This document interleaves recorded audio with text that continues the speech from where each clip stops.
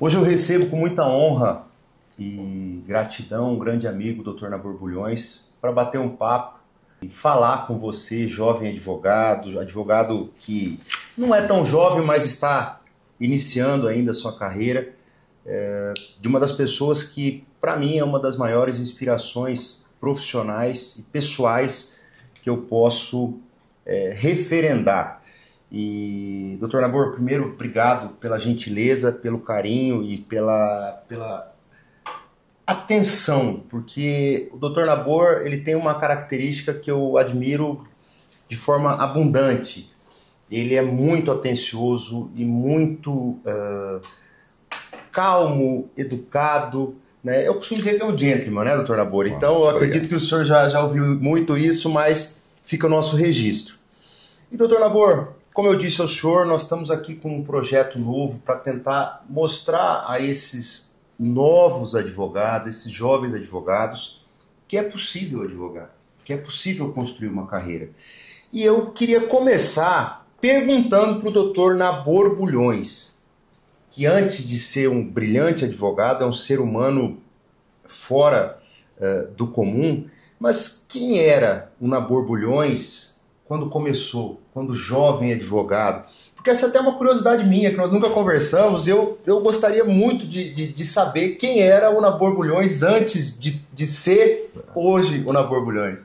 Meu caríssimo Wendel, um prazer muito grande estar com você e poder falar e dialogar com os colegas advogados e advogadas. Certamente não apenas do Mato Grosso, mas quem sabe do Brasil, porque hoje com os meios de comunicação, muito provavelmente a nossa entrevista, nosso diálogo vai transpor fronteiras, mundo afora, na verdade. Então eu primeiro gostaria de registrar o grande prazer e da grande honra de estar com o Wendel, que é um querido amigo e um grande advogado, um colega com quem eu tenho advogado. Nós já tivemos causas em comum, e pudemos compartilhar ideias, experiências, e ainda bem que até aqui exitosas. Graças a Deus, exitosas. Graças a Deus. Então estar aqui e poder participar desta entrevista, desse diálogo, é um prazer muito grande para mim. Bem, mas muito objetivamente, falando sobre carreira, sobre formação, isso é uma matéria que deve estar na pauta de todos os advogados, principalmente dos advogados que iniciam a sua atividade profissional. Eu diria que, para a minha formação, foi fundamental o gosto e o prazer que eu tinha em me dedicar à leitura. Eu me dediquei muito jovem ainda, estudante ginasiano. Eu gostava muito de literatura. Eu li de Graciliano Ramos a Dostoiévski. E ainda mais, eu me interessei muito pelas ciências humanas e sociais, muito antes de pensar em cursar direito e trilhar a advocacia ou qualquer outra carreira jurídica que a partir do curso de direito se pode estabelecer. Mas eu posso seguramente dizer que o gosto pelas ciências sociais e humanas fez uma diferença muito grande na minha vida e na minha trajetória profissional. Eu fui um estudante muito dedicado, mais por dedicação do que por competência. Eu tive muito sucesso em tudo que fiz.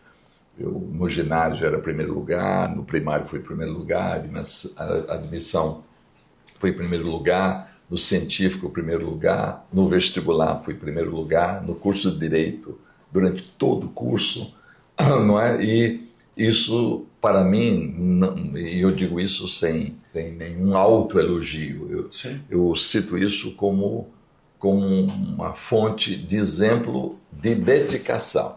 Eu sempre me dediquei muito a tudo que fiz e a tudo que faço. Isso é fundamental. Nunca exercer qualquer atividade com desinteresse, com desapego. Então, pois bem, então, já ginasiano, eu me interessei muito por literatura, já no científico me interessei muito por filosofia, ciências humanas e sociais em geral. Mas também eu me dava muito bem com as outras disciplinas. Eu tinha um desempenho muito bom em biologia, em química, em ciências exatas. E confesso que eu tive uma certa dificuldade em me decidir pelo curso de Direito. Até o primeiro científico eu tinha uma certa dificuldade, porque se gostava de um lado de ciências humanas e sociais, também eu tinha um bom desempenho na área de ciências exatas, biológicas. Cheguei a pensar a fazer medicina, por exemplo. Mas um fato assim muito especial ocorreu na minha vida.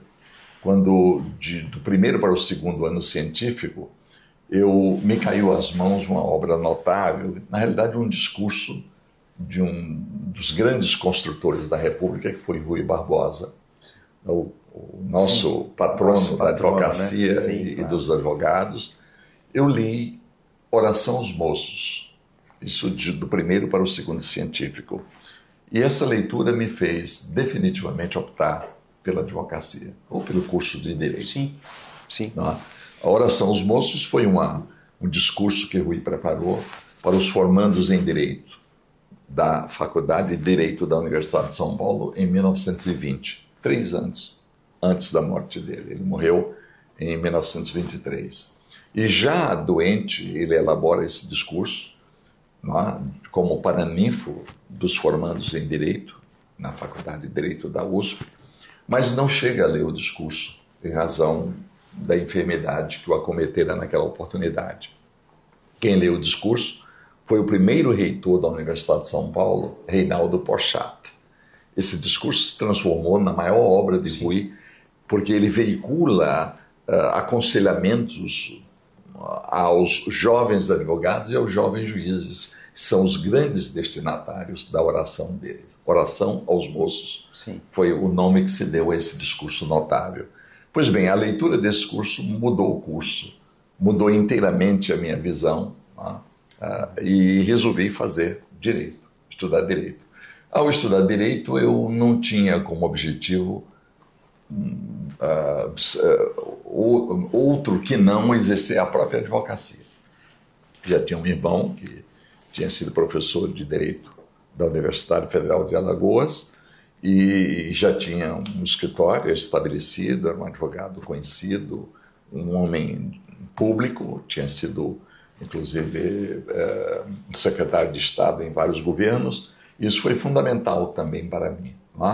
Eu fiz Direito sobre, vamos dizer assim, o influxo dessa grande influência de Rui Barbosa. Exatamente. Isso, né? E tinha também um irmão que já estava na carreira jurídica e que muito me ajudou no sentido de consolidar esse meu objetivo, essa minha intenção. Doutor Nabor, ao longo de toda essa trajetória, o senhor enfrentou inúmeros casos polêmicos, mas hoje o senhor entende, e nós estávamos falando um pouco sobre isso no trajeto do aeroporto aqui, que esses jovens que não leem muitas vezes, e aí é preciso ler, e nem tanto sobre direito, né, doutor Nabor? A gente fala muito sobre isso, mas esses jovens hoje que estão iniciando, eles estão talvez iniciando por um caminho contrário diante desse emaranhado de informação tecnológica, chat, pesquisa, Google, porque isso no tempo do senhor não existia, no meu, quando eu comecei, era incipiente, era muito pouco. Nós tínhamos que construir, nós tínhamos que construir, ir atrás, livros, obra, biblioteca, e nós temos hoje jovens que nunca foram a uma biblioteca, por exemplo, eu acredito que jovens têm se formado sem uma biblioteca. O que o senhor me fala para esses jovens, e até complementando, o senhor acredita que era mais fácil advogar na década de 80? Veja, eu diria a cada ano, não é? A cada década, nós enfrentamos novas dificuldades, obviamente. Não é? A sociedade se torna mais complexa, não é? E uma sociedade complexa não é sinônimo de civilidade, nem de civilização. Sim. Não é? Os sistemas jurídicos mais complexos se desenvolvem em torno de sociedades complexas. As sociedades mais organizadas e que alcançam altos níveis de civilização dependem menos das estruturas jurídicas e judiciárias. Não é? Elas vivem mais da própria estrutura de sua cultura. Os países escandinavos, por exemplo, têm sistemas jurídicos extremamente simples. Os tribunais não são demandados como são demandados os tribunais em outras partes do mundo, inclusive na própria Europa, sim, na verdade. Sim. Nas Américas, vamos tomar como paradigma os Estados Unidos, não é? Tidos e havidos como a maior democracia do mundo, não é? Do mundo como um todo, não apenas do mundo ocidental, na verdade. Então, veja bem, essa complexidade gradual, né, desafia, né, novos instrumentais, né, novas metodologias, sim, novos empenhos, na verdade. Mas eu diria o seguinte, a leitura e o preparo do advogado na área humana e social é insubstituível. Me preocupa muito a cultura superficial da internet, na verdade. Me preocupa muito isso, não é? Eu acho que o advogado, especificamente, não é? Ele vai cuidar de dois valores fundamentais do cidadão, que estão enunciados no texto constitucional. Ele cuida da liberdade e ele cuida do patrimônio. Em outros países, o advogado cuida inclusive da vida, não é? Como, por exemplo, no país em que há a pena de morte, o devido processo legal abrange a vida. O devido processo legal brasileiro, com a conformação que está na Constituição, se ocupa de proteger a liberdade e o patrimônio, porque a proteção à vida já vem de norma estruturante da Constituição. Sim. Quando a Constituinte se reuniu, estabeleceu as linhas fundamentais que deveriam ser observadas na própria ação constituinte. E entre as normas fundamentais, que eu denomino de normas estruturantes, estava proibição da pena de morte e de prisão perpétua. Sim. Isso significa precisamente que, ao disciplinar o devido processo legal no Brasil, no texto constitucional, não se precisava mencionar vida, proteção à vida, porque a proteção à vida ela vem de uma norma estruturante. Mas num país como os Estados Unidos, em que há possibilidade de imposição de pena de morte, isso varia de estado para estado, o devido processo legal também ampara e protege a vida. Por isso que a 5ª emenda à Constituição Americana, que está reproduzida no inciso 54 do artigo 5º da Constituição Brasileira, sem a palavra life, sem a palavra vida, lá a cláusula diz assim: ninguém será privado de sua vida, da sua liberdade ou do seu patrimônio sem o devido processo legal. No person shall be deprived of life, liberty or property without the process of law. Aqui no Brasil, tiramos a palavra life. E o nosso devido processo está equivaleria a dizer: sim, no person shall be deprived of liberty or property. Liberdade e propriedade sem o devido processo legal. Então veja, o advogado vai cuidar dos dois maiores valores consagrados no postulado constitucional do devido processo legal. Então ele tem que ter muito preparo. E não apenas preparo jurídico, preparo humano e social. Então eu não concebo um advogado que não tem essa dimensão. A leitura é fundamental. Por exemplo, ler literatura. Isso é um dado. Folhear, abrir um livro é fundamental. Ainda que seja um e-book, tá bem, mas uma leitura. Mas leia, tem que ler. Ler livros. Se possível, desenvolver o gosto pelas ciências humanas e sociais, por isso constitui pressuposto para o exercício de uma atividade profissional que lida com valores humanos. Não é concebível que alguém se forme em direito para exercer a advocacia ou qualquer outra atividade da área jurídica sem um preparo humano e social. A mim me parece que quem buscar apenas na técnica a dimensão necessária e imprescindível, ao exercício da sua profissão, não vai atingir os seus magnos e relevantes objetivos. Então, eu acho que esse preparo é fundamental. A sua observação é uma observação absolutamente correta. É claro que as tecnologias servem muito à sociedade, ao ser humano. As tecnologias ajudam muito e de forma significativa em outras ciências, por exemplo, nas ciências exatas, na medicina, por exemplo. Sim. As tecnologias desenvolvem métodos e meios notáveis, né, que servem à vida das pessoas, à saúde das pessoas. Também as tecnologias ajudam à difusão, né, do conhecimento humano, mas elas têm que ter limites quando nós estamos falando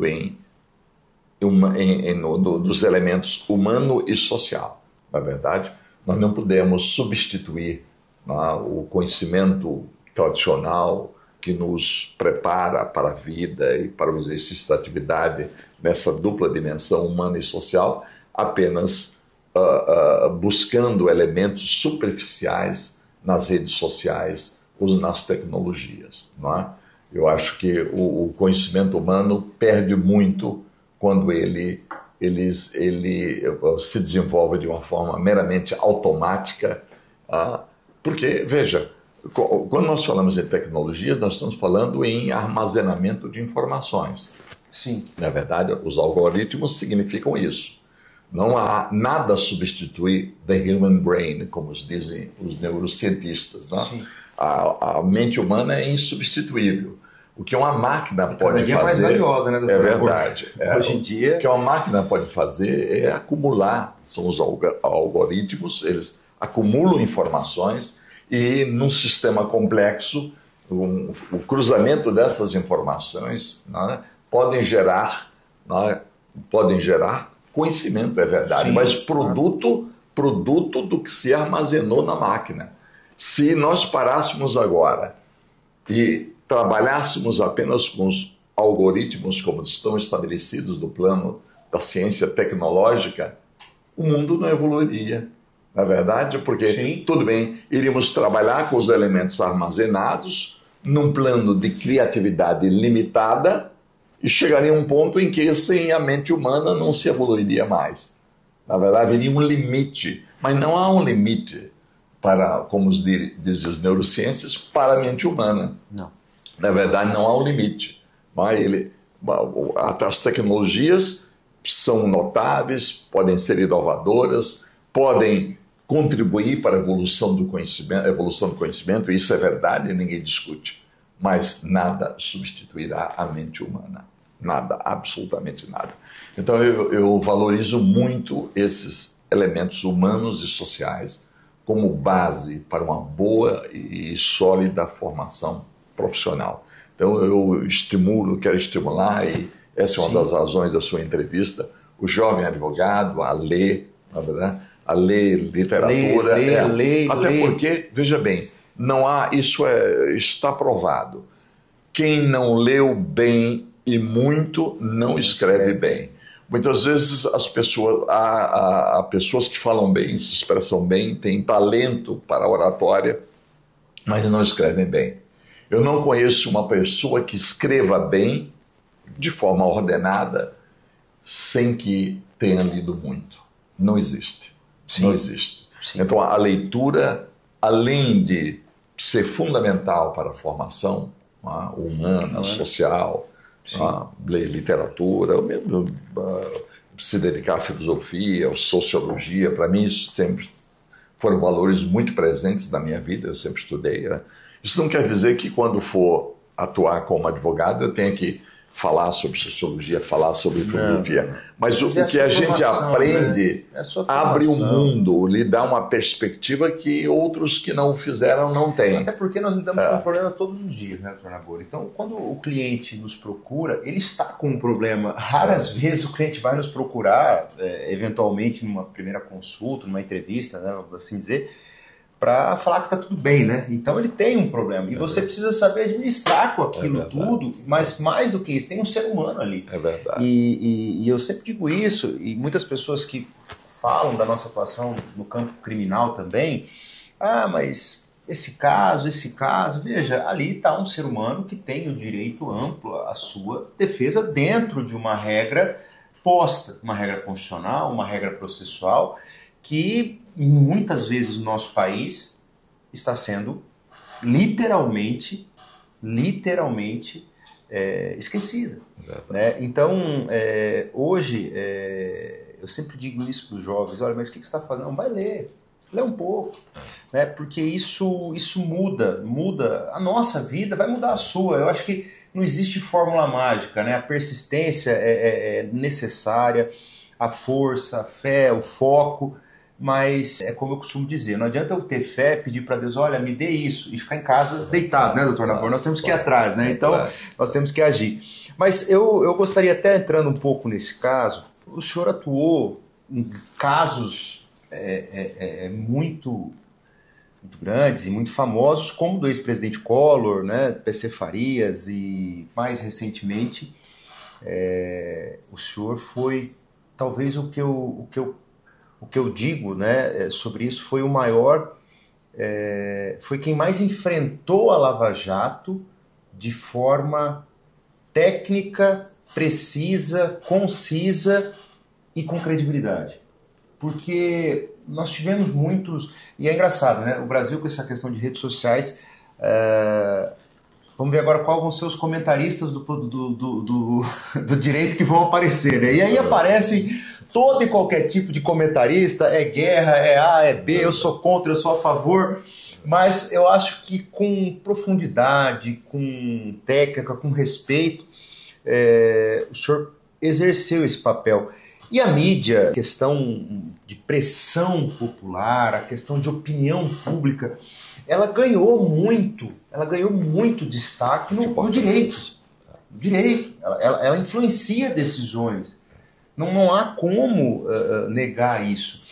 Mas eu queria que o senhor explicasse um pouco, antes até de entrarmos para falar um pouquinho sobre a Lava Jato, mas eu queria que o senhor explicasse um pouco para esses jovens o que é advogar num caso de repercussão e mais do que isso. Você que quer e sonha advogar no caso de repercussão, você precisa entender, primeiro, o tamanho da sua responsabilidade com aquele caso e com aquelas pessoas que estão envolvidas e com o processo também.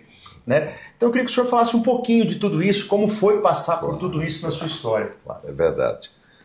Você tocou em pontos, quer dizer, fundamentais. Quer dizer, a trajetória, quer dizer, de um profissional, ela permite fazer uma leitura das suas escolhas, né? Dos seus métodos, né?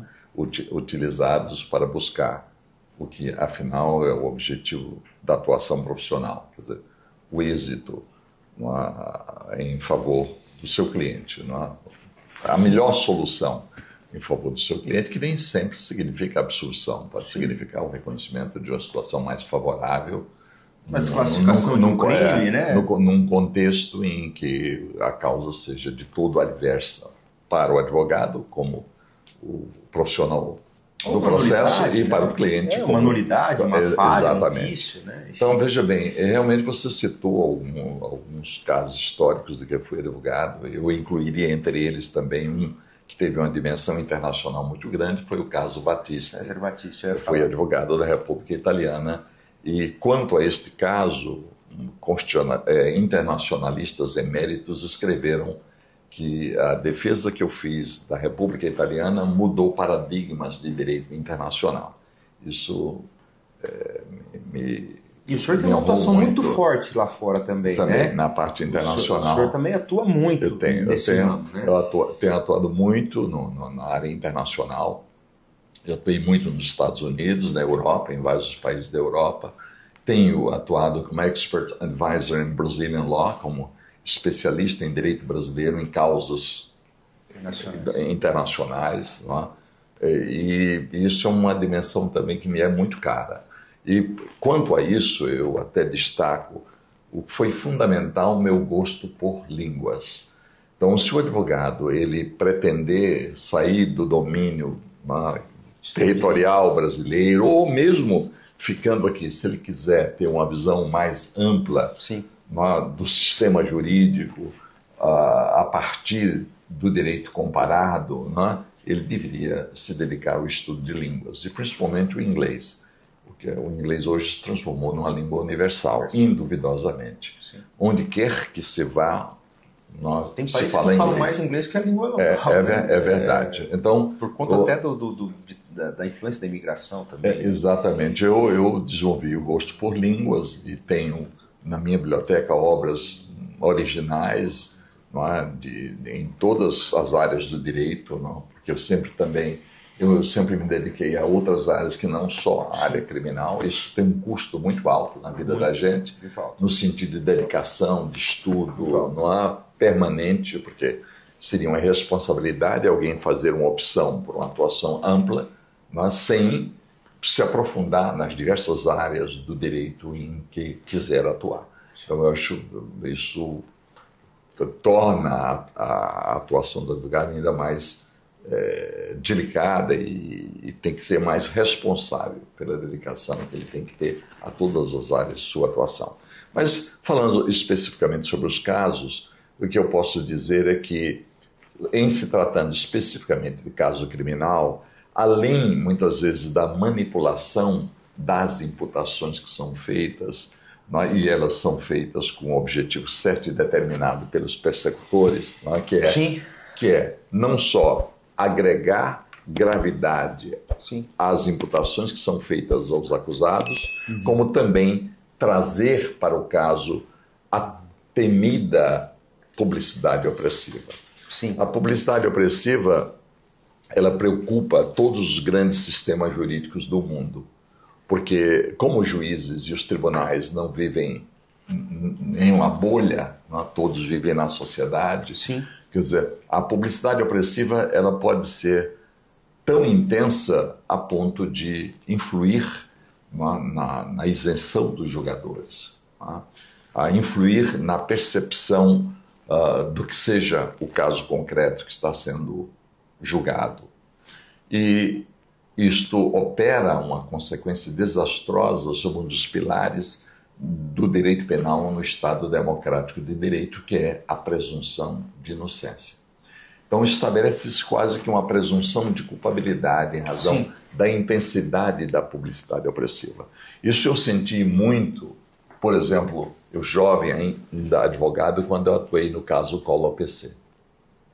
Um caso, um ex-presidente estava submetido à jurisdição do Supremo Tribunal Federal, acusado de cometimento de crime de corrupção e outros crimes, porque na fase da campanha eleitoral tinha recebido vultosas contribuições de campanha fora da contabilidade oficial do partido, mas eram contribuições de campanha, não eram vantagens. Caixa 2 que só veio a ser disciplinado, criminalizado tempos depois, em razão do caso Collor PC.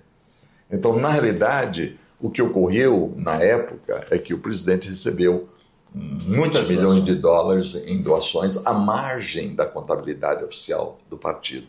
E o Ministério Público dizia que o que se tinha ali era corrupção. Corrupção ativa por parte dos empresários, passiva por parte do presidente. Pois bem, mas a imputação era uma imputação que tecnicamente seria enfrentada no processo, não é? Obviamente perante o Supremo Tribunal Federal, a mais alta corte do país, porque na época o presidente tinha no tribunal foro para o de função, ou o ex-presidente também tinha. E quando ele foi submetido ao processo penal, ele já tinha renunciado. Ele não sofreu o impeachment. No curso do processo de impeachment, ele renunciou. O Congresso suspendeu o processo, deu posse ao vice-presidente, que era Itamar Franco, e ele deixou de ser presidente. Logo, o Senado não podia ter continuado e aplicado a pena de suspensão dos direitos políticos a ele, porque a pena de suspensão é uma pena acessória. Sim. O impedimento era a pena principal. Como ele tinha renunciado, estava extinta a punibilidade pelo crime político, pelo crime de responsabilidade. Sim. Mas aí o fato é que ele renunciou e respondeu a um inquérito originário perante o Supremo e ao depois a ação penal em razão de uma denúncia que foi oferecida pelo Ministério Público. E aí nasceu no Brasil, justamente pela ampla publicidade que se deu ao caso, nasceu o que eu denomino de uso abusivo ou da manipulação de imputações. O Ministério Público, à época, para agregar gravidade à imputação, disse que o presidente e os outros acusados tinham se reunido em quadrilha ou bando para tomar de assalto o poder, não é? E receber vantagens indevidas e cometer crimes. Obviamente que a imputação do crime de formação de quadrilha dava ao caso uma especial gravidade, na verdade, e mais do que isso, atraía para o caso amplíssima publicidade opressiva. Sim. Na verdade, pelo caráter infamante da imputação. Então foi a primeira vez que num caso dessa natureza se agregou as imputações a um chefe de Estado, ex-chefe de Estado, ou a um político, ou a um homem público, ou a um empresário, não, o cometimento de crime de quadrilha ou bando nesse contexto. E isso daí teve um custo muito alto para nós advogados, porque os advogados eram confundidos com os acusados. Os caras pintadas na época faziam manifestações gigantescas, por exemplo, na Praça dos Três Poderes, lá em Brasília. Eu entrei no Supremo Tribunal Federal para o julgamento, protegido por seguranças, eu e Evaristo de Moraes entramos, não, porque nós éramos confundidos com os acusados. Havia um clima político intenso, amplíssima publicidade opressiva em todo o caso. Então, a publicidade opressiva vamos dizer, é um fenômeno preocupante quando se trata de matéria penal, porque ele inverte o princípio, o pilar de sustentação do direito penal no Estado democrático, direito que é a presunção de inocência, que está, como tal, consagrada na Constituição. Sim. A Constituição estabelece entre os núcleos fundamentais do devido processo legal a presunção de inocência. Está entre esses núcleos fundamentais do devido processo a imparcialidade do julgador, a presunção de inocência, né? Ampla defesa e contraditório, inadmissibilidade das provas obtidas por meio ilícito, né? A cláusula da liberdade, ninguém pode ser preso senão em flagrante delito, ou por ordem escrita e fundamentada da autoridade judiciária competente. Né? Então, são projeções nucleares do devido processo legal no Estado democrático de direito. Mas tudo isso corre risco quando, diante de uma ampla publicidade opressiva, se pode gerar grave influência sobre os julgadores, né? Que podem, inclusive, se deixar sugestionar pela publicidade e transformar isso em decisões injustas, sim, na verdade. Então, o grande Luigi Ferraioli, né, no seu Teoria do Garantismo Penal, ele já alertava para o fato, isso está muito claro, ele dedica um capítulo inteiro a isso. Ele diz que a sanção mais temível no processo penal não é a condenação, quando ela é justa e decorrente do devido processo. A sanção mais temida ele denomina a pública exposição do imputado, do acusado, do investigado, a pública exposição, ou a pública difamação, ele diz, mais ou menos assim, la sanzione più temibile è la pubblica esposizione dell'imputato, isso na Teoria do Garantismo Penal, e é realmente isso. A publicidade opressiva é um fenômeno capaz de corromper a atividade judiciária para um determinado concreto, para a solução de um determinado caso concreto. Todos os grandes sistemas jurídicos hoje se preocupam com o fenômeno da publicidade opressiva, até porque as comunicações se desenvolveram de uma forma absurdamente... Hoje, o senhor entende que isso, só fazendo um recorte aqui, é o que nós estamos enfrentando com o que eu chamo de banalização do famigerado delito de constituição de organização criminosa no país? Porque hoje, eu confesso ao senhor que antigamente existia ainda um filtro, uma limitação, mas hoje qualquer imputação criminosa Parece que tiraram a coautoria do Código Penal. Eu até disse esses dias para um magistrado, falei, olha, existe coautoria no Código Penal. Eu não sei se o senhor conhece, mas nos parece que uma forçação... E aí, essa condenação pública antecipada a uma denúncia, doutor Nabor. Antecipada a uma denúncia. Ou seja, muitas vezes aquele sujeito pode nem ser, e já aconteceu de não ser denunciado, mas ele já passou por já foi condenado. Já foi condenado. É o que eles esperam, né? É uma condenação pública. Quer dizer, sim, a sanção mais temida, diz ele, é justamente a pública exposição do imputado, do acusado. Quer dizer, essa publicidade opressiva que se dá é gravíssima. Para ela não tem remédio. Você pode vir a ser absolvido, mas você já foi exposto. Ele chama, mais do que exposição, ele chama diffamazione, la pubblica diffamazione dell'imputato, que é uma exposição, né? La sanzione più temibile è la pubblica diffamazione dell'imputato. Exatamente. Essa exposição pública é uma verdadeira condenação, ela é temida, não só no que diz respeito à vida, à imagem da pessoa, mas no que diz respeito ao próprio desfecho do julgamento. E parece que soltar esse acusado é que é ilegal. Sim, o judiciário está sendo... O judiciário está sendo conivente, enfim, uma série de coisas. Verdade, e o número de prisões... impunidade... Buscas e apreensões... Depois de se desenvolver um processo com ampla publicidade opressiva, a absolvição soa como um gesto de impunidade do judiciário. Isso é muito ruim para o sistema.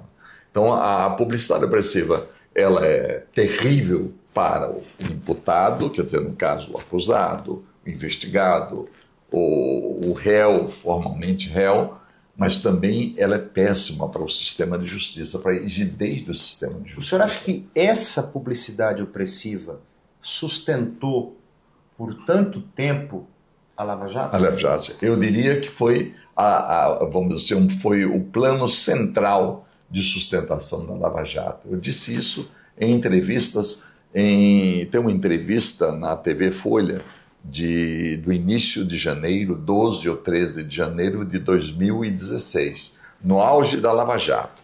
É fácil, na Borbulhões Lava Jato, TV Folha, milhares de visualizações. Na época em que a Lava Jato recebia aplausos, leiam, na época em que a Moro recebia prêmios no Brasil e no exterior, não, por estar à frente da maior operação anticorrupção da história do Brasil e uma das maiores do mundo, Itália, né? Na verdade, eu dizia que isto estava ocorrendo especificamente na Lava Jato com um custo muito elevado.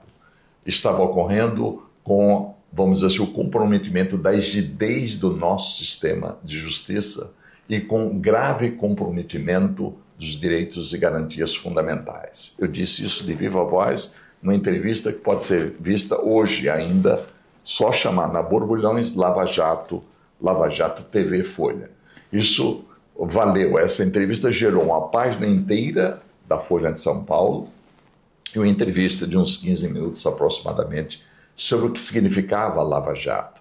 E então eu mostrei que a Lava Jato denunciou todos os abusos? Todos os abusos. Que depois se comprovaram. O que eu digo na entrevista, em 2016, no auge da Lava Jato, no momento que a Lava Jato recebia aplausos internos e externos, né, eu dizia que estava vendo que não tinha freio, não havia perspectiva de que se pusesse, quer dizer, um limite numa operação que vamos dizer assim, que se hiperdimensionava a cada dia. Né? Havia graves manipulações de regras de competência, o que já é um grande passo para o arbítrio, quer dizer, um juiz que viola uma garantia fundamental do sistema como projeção do devido processo legal, que é a imparcialidade ou o juiz natural.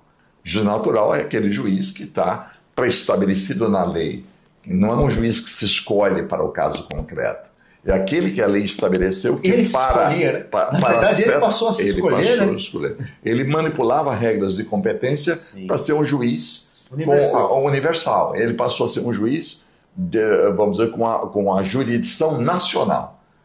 E o pior é que até os tribunais... internacional, né, doutor Labor? Porque tinham contratos internacionais que ele estava...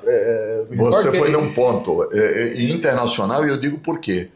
Porque ele determinou, o juiz titular da Lava Jato, a 13ª Vara Federal de Curitiba, ele determinou a realização de diligências no Canadá, sem a utilização de cartas rogatórias, sem a utilização de acordo, de acordo internacional de cooperação, ele determinou, e vieram para o Brasil muitas informações da Ring BlackBerry, sobre dados, sobre códigos para a realização de interceptações telefônicas no Brasil, que envolviam, quer dizer, os aparelhos BlackBerry, que tinham uma tecnologia sofisticada.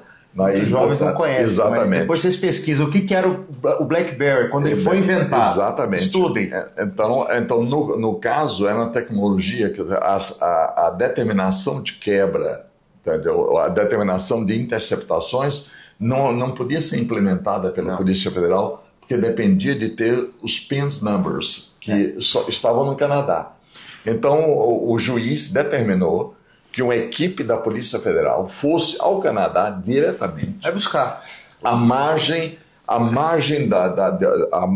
do acordo de cooperação e a margem de carta rogatória, porque a única forma de escolher prova no exterior é pela via oficial, até para dar não só efetividade, mas para dar autenticidade aos elementos probatórios escolhidos no exterior.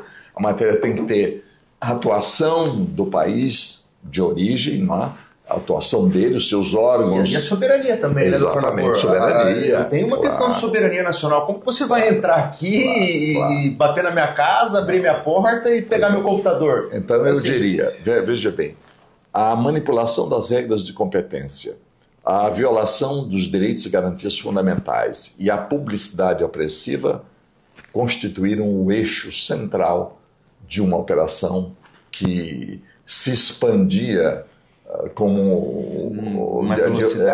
se expandiu na velocidade assustadora, a ponto de o juiz ter uma jurisdição, como nós acabamos de registrar, não apenas nacional, mas internacional. Determinou que fossem produzidas determinadas provas diretamente no exterior. Os delegados foram ao exterior, colheram os elementos, trouxeram a revelia do país em que se colheu a prova e no interesse da, entre aspas, justiça brasileira. Então, era uma operação assustadora.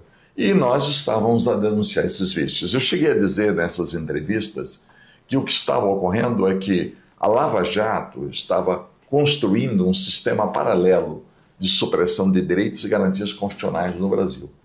E eu temia que isso viesse a se consolidar, porque iria projetar consequências para todo o nosso sistema de justiça. Na verdade, vamos dizer, se está lá em cima, vai descer. Nós denunciamos. Então isso está, como você sabe muito bem, Wendel, isso está não só nas entrevistas, mas nas peças que eu produzi. Sim. A defesa que eu fiz para um dos meus clientes na operação, talvez um dos mais notórios acusados na operação, porque estava à frente do maior grupo empresarial da América Latina, que era o Grupo Odebrecht, na verdade.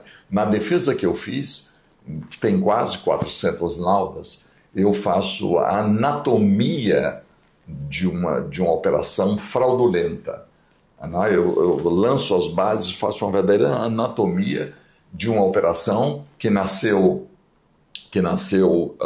vamos dizer assim, viciada, que se desenvolvia com graves vícios e que comprometia a rigidez não apenas dos processos que envolviam os acusados, mas o nosso sistema de justiça penal no Brasil. E é importante um ponto aqui, porque eu tive a oportunidade de ler essa petição, mas você também pode ler, porque o Dr. Labor vai falar onde você encontra, mas ela foi disponibilizada. Essa é uma literatura jurídica que eu recomendo, porque é um livro, literalmente, Dr. Labor, aquelas alegações finais, razões finais, elas enchem os olhos, e não parece que são 300, 350 páginas, enfim, passa muito rápido, é uma leitura muito rápida.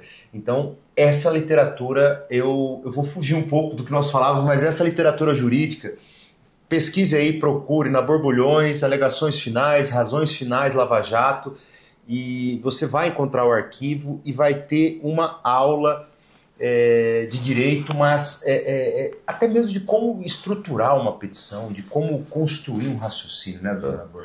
Mas aí já é muita generalidade sua, é uma peça em que nós procuramos estabelecer, quer dizer, procuramos registrar os vícios da operação, mais especificamente no que diz respeito à situação do cliente, mas terminou sendo uma peça com um certo valor histórico, porque como ela envolvia o representante do maior grupo empresarial do Brasil, que foi uma das vítimas preferidas da Lava Jato. Sim. Ele foi um dos alvos preferenciais da Lava Jato, até pela importância do grupo que, vamos dizer, que ele dirigia, né? Então, terminou sendo uma peça muito rica, porque todos os vícios da operação estavam lá, desde o seu nascedouro. Nós abordamos, por exemplo... Aquele reacordo, né? Aquela questão do descumprimento que voltou, do porquê daquela competência, né? Porque teve um acordo, enfim, eles vão ler lá, mas do Youssef, né? Daquela exato.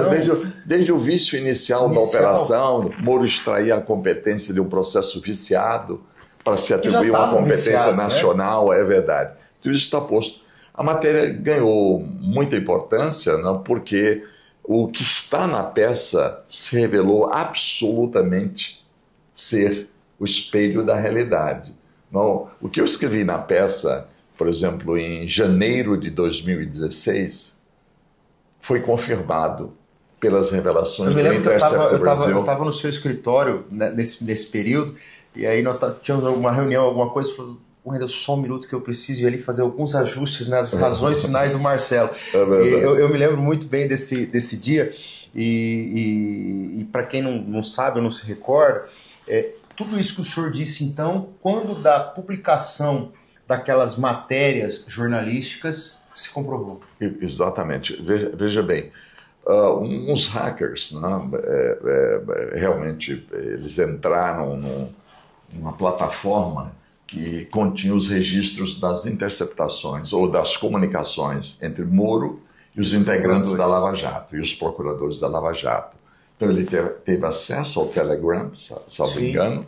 Na verdade, teve acesso, obviamente, eles hackearam, tiveram acesso a todas as interlocuções havidas entre Moro e a Força Tarefa, e esses hackers disponibilizaram isso para uma plataforma chamada The Intercept Brasil, de um jornalista americano que estava aqui no Brasil, estava estabelecido no Brasil. Então ele divulgou isso através da Folha de São Paulo, o que também veio a merecer divulgação nacional. A Folha divulgou, na verdade, exatamente. E as revelações, quer dizer, os diálogos havidos no âmbito da operação, à medida em que os processos eram instaurados e se desenvolviam, as medidas eram decretadas, medidas extraordinárias de investigação, prisões, pressões e prisões para forçar as pessoas a fazerem delação. À medida em que isso ocorria,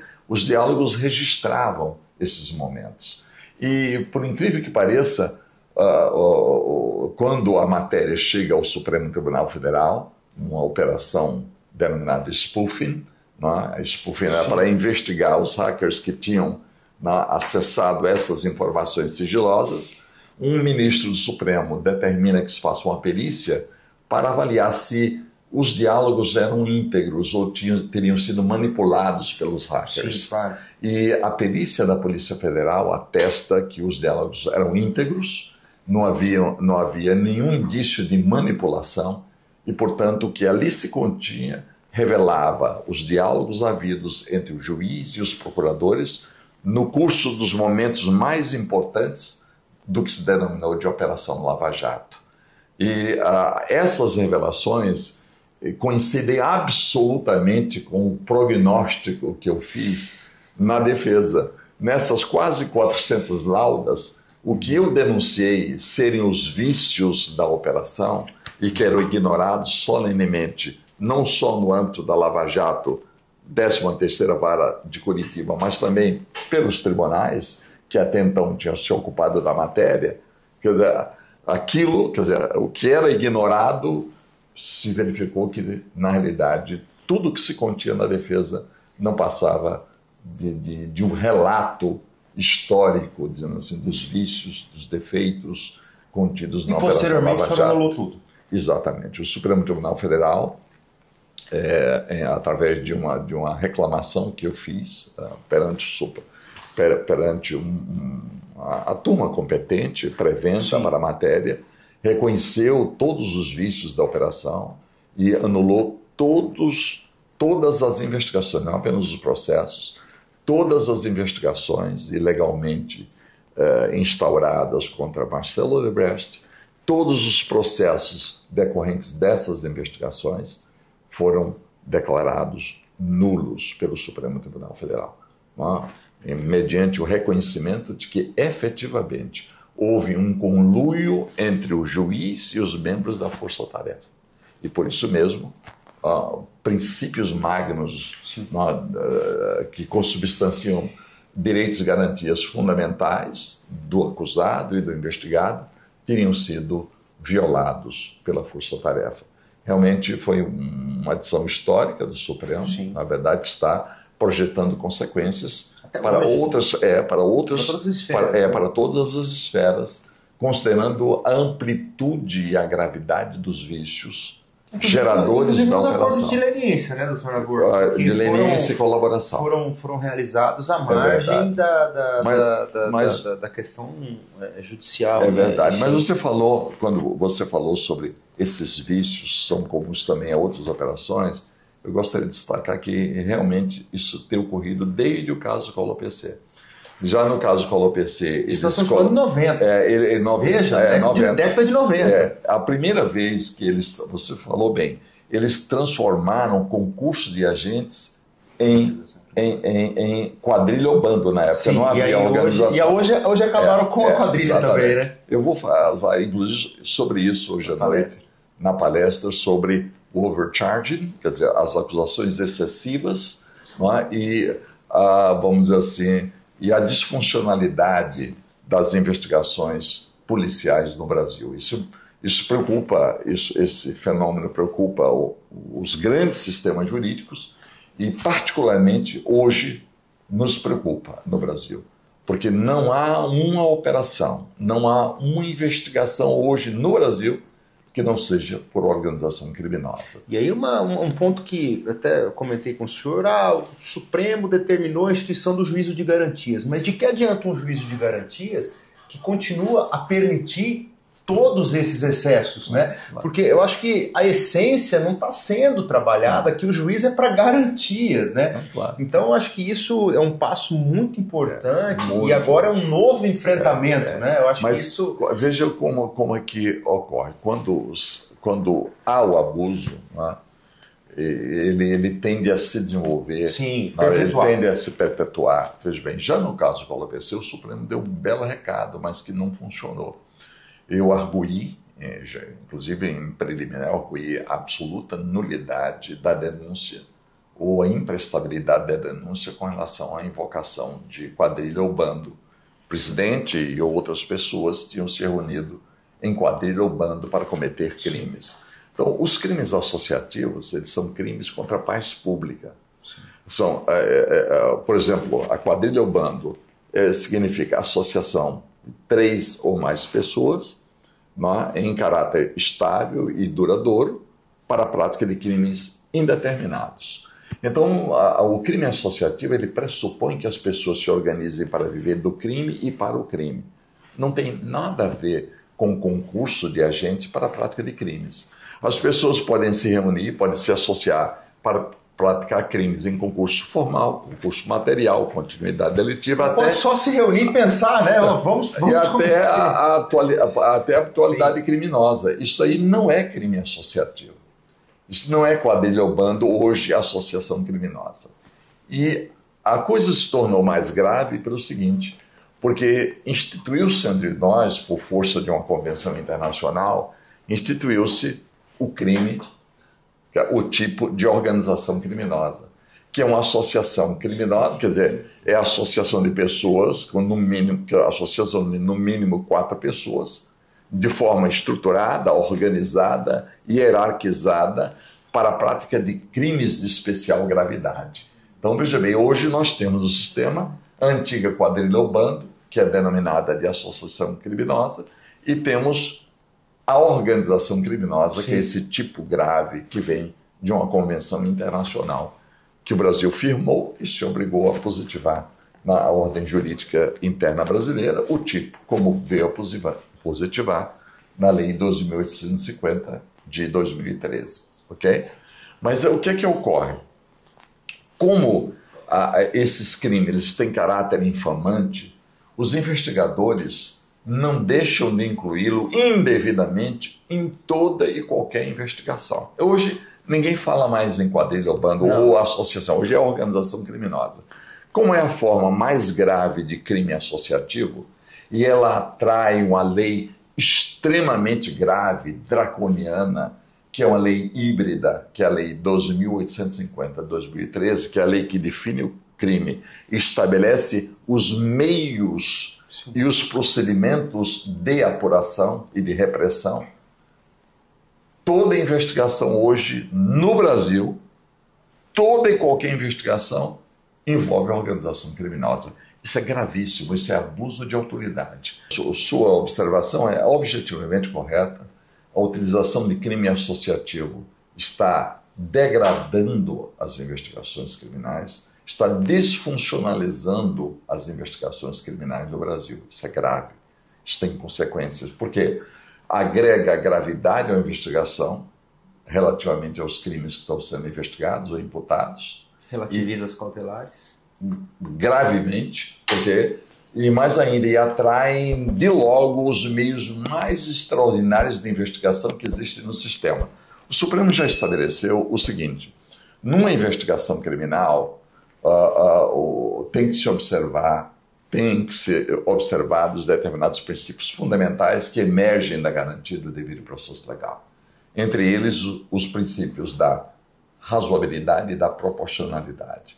Então, você não pode, quando o investigador pede o afastamento de direitos e garantias constitucionais, você não pode, você juiz, aí entra o juiz, porque o investigador ele pode estar, por exemplo, né? se ele utiliza o Código Penal Sim. na investigação, Sim. ele pode, em grande medida, não precisar da intervenção judicial, tá? Ele pode, uma autoridade policial pode abrir um inquérito, Sim. pode intimar pessoas, para intimar pessoas e ouvir pessoas, ele não precisa de autorização judicial. Não.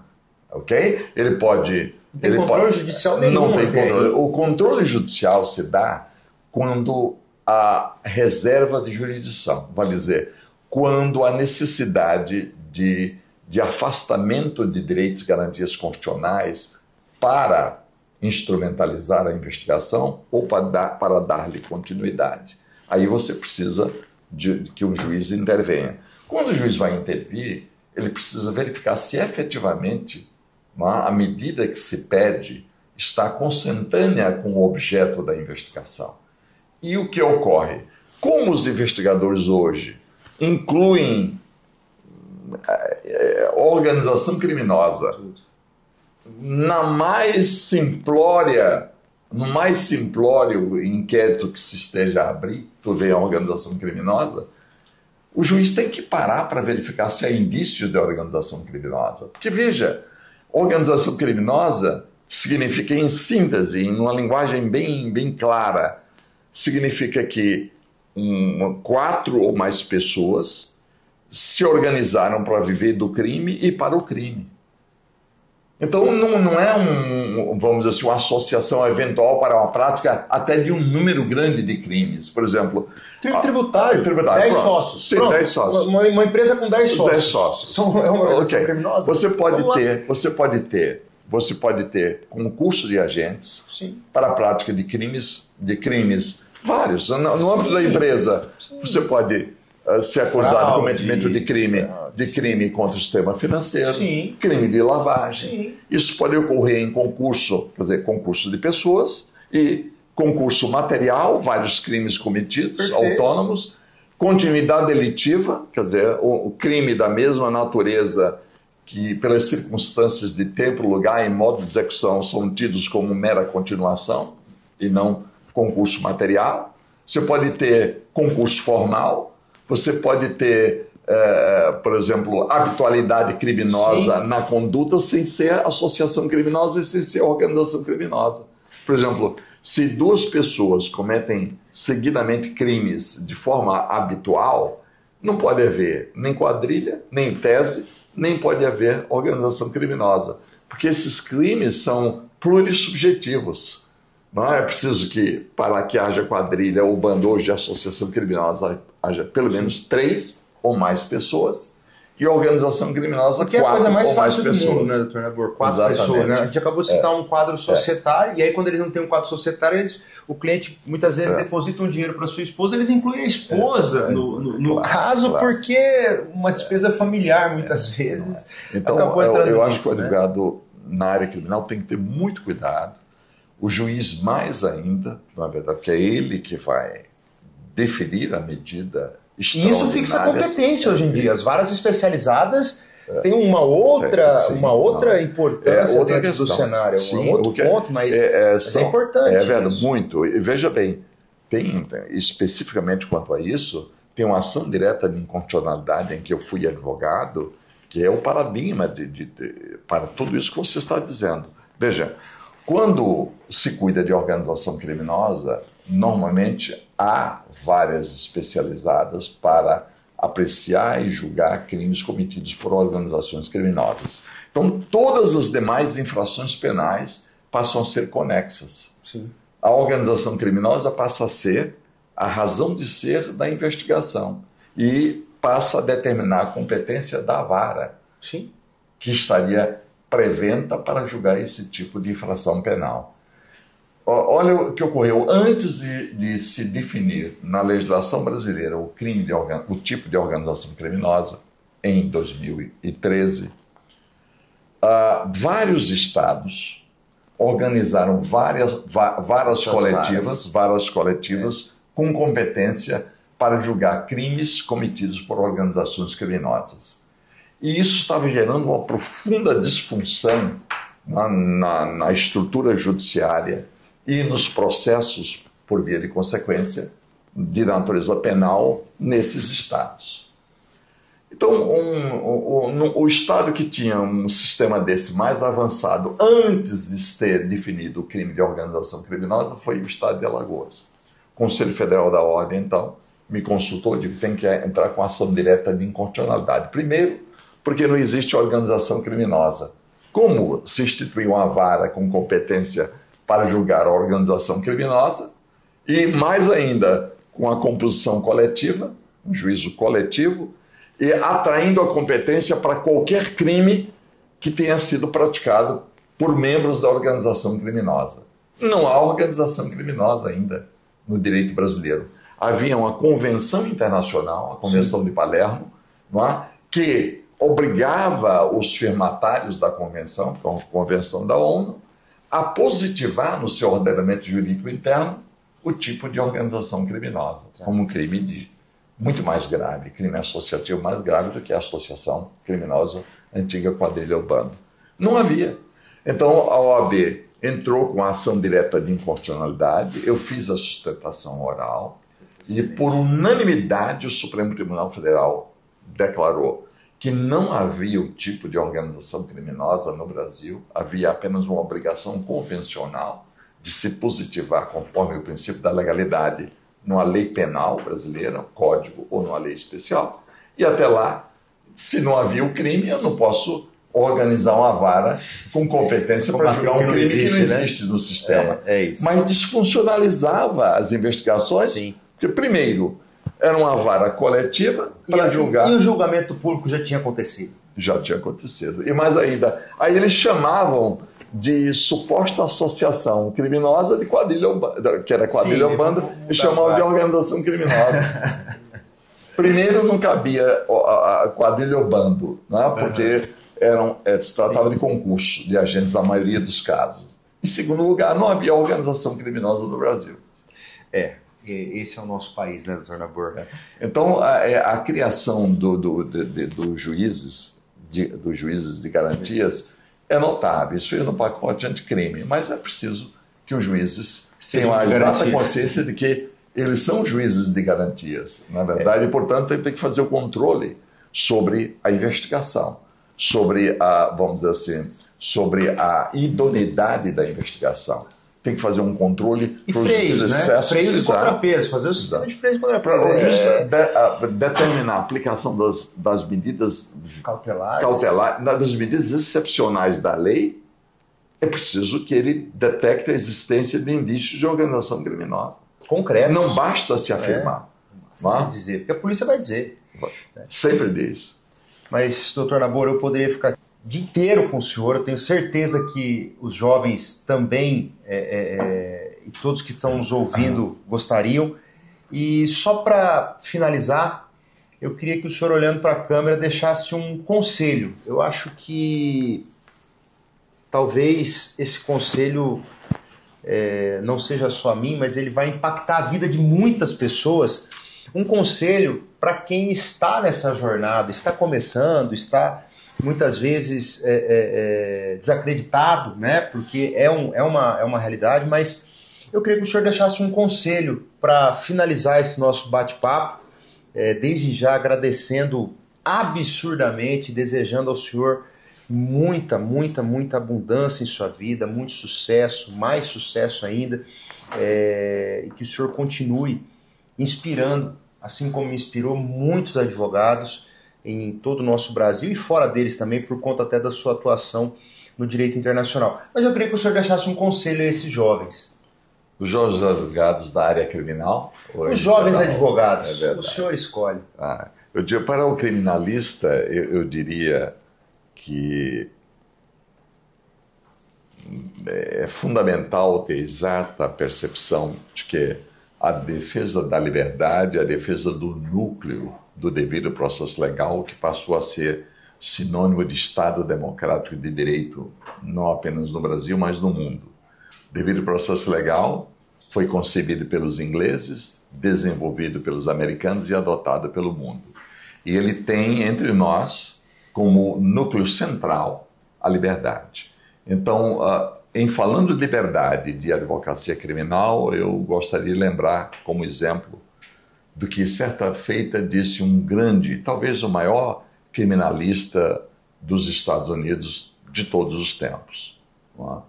Ele dizia mais ou menos assim, ele dizia que a defesa só descansa quando a liberdade prevalece.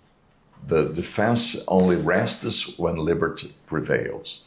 Então, para um criminalista, não há uma linha mais expressiva que esta que foi desenvolvida por Clarence Darrow, o maior advogado do júri de todos os tempos das Américas. Ele dizia isso em todo o júri em que ele atuava. E isso deve ser uma marca daqueles que atuam na esfera criminal.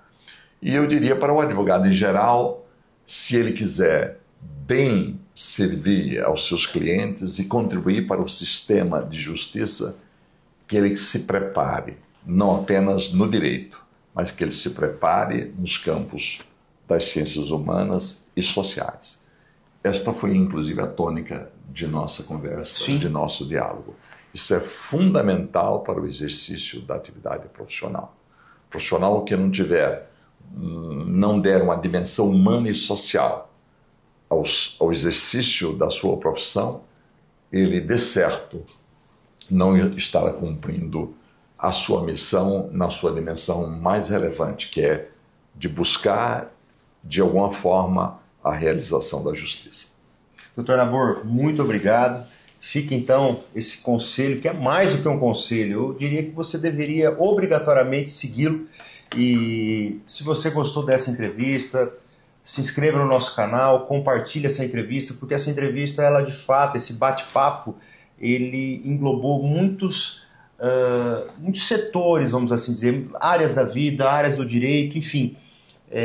Foi preparado com muito carinho para vocês e, de novo, eu agradeço imensamente a generosidade, a gratidão desse brilhante advogado que tem um legado no direito e na vida, sem dúvida alguma, irretocável.